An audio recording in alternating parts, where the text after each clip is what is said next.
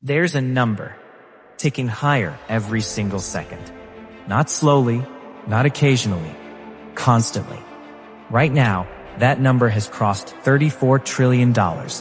That's not a company, not a bank, not even a group of countries. That's the national debt of the United States. And here's the uncomfortable question no one really answers clearly. Is America actually going bankrupt? Because on the surface, nothing looks broken. The economy still runs, people still spend, markets still move. So how can a country owe this much and still function normally? To understand that, you have to stop thinking about debt like personal debt, because government debt doesn't work the way you think it does. When you borrow money, you have to pay it back. If you don't, you go bankrupt. But governments? They play by a different set of rules. When the U.S. government needs money, it doesn't go to a bank. It issues bonds. Investors, institutions, and even other countries buy those bonds. In exchange, they get interest payments. And over time, the government promises to pay it back. Sounds normal so far. But here's where it starts to shift. When those bonds mature, the government usually doesn't pay them off completely. It replaces them. Old debt gets rolled into new debt. Again and again and again. So the system isn't designed to eliminate debt. It's designed to manage it.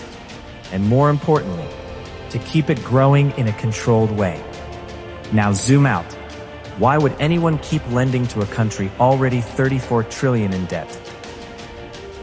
Trust. The US dollar is the world's dominant currency. Global trade runs on it. Financial systems depend on it. And US government bonds are seen as one of the safest assets in the world. So investors keep buying, even as the debt grows, because they believe the system will hold. But here's where the math starts getting uncomfortable. Debt itself isn't the biggest problem. Interest is. As the total debt increases, so do the interest payments. And those payments aren't small. They're now one of the largest expenses in the entire federal budget. Think about that. The government is borrowing money just to pay interest on money it already borrowed. That's not a theory. That's happening right now. And it creates a loop. More debt, more interest, more borrowing. Now add one more layer. Interest rates. When rates are low, this system feels manageable. Manageable.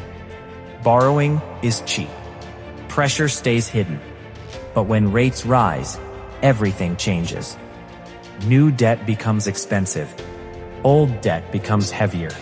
And suddenly, that quiet system starts making noise. Now ask yourself something simple. What happens if investors start losing confidence? What if demand for US debt slows down? Doesn't need to pay off all its debt. It just needs to keep the system running. Keep borrowing. Keep rolling over. Keep confidence alive. Because the moment that confidence breaks, that's when things change. Not slowly, but quickly. Now look at the bigger picture. This isn't just about numbers.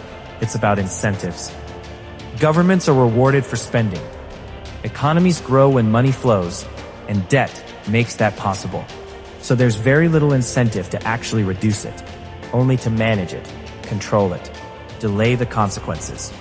As long as growth continues, as long as the dollar remains dominant, as long as investors keep believing, the system holds. But if any of those pillars weaken, the pressure doesn't disappear. It surfaces. And when it does, the impact isn't limited to one country. Because this isn't just America's debt. It's a system the entire global economy is connected to. So is the US. Going bankrupt. Not in the way individuals do. Not overnight. Not in a single moment. But that doesn't mean there's no risk. Because the real question isn't whether the debt exists. It's whether the system built around it can keep going indefinitely. Or if at some point, the number stops being just a number and starts becoming a problem no one can ignore.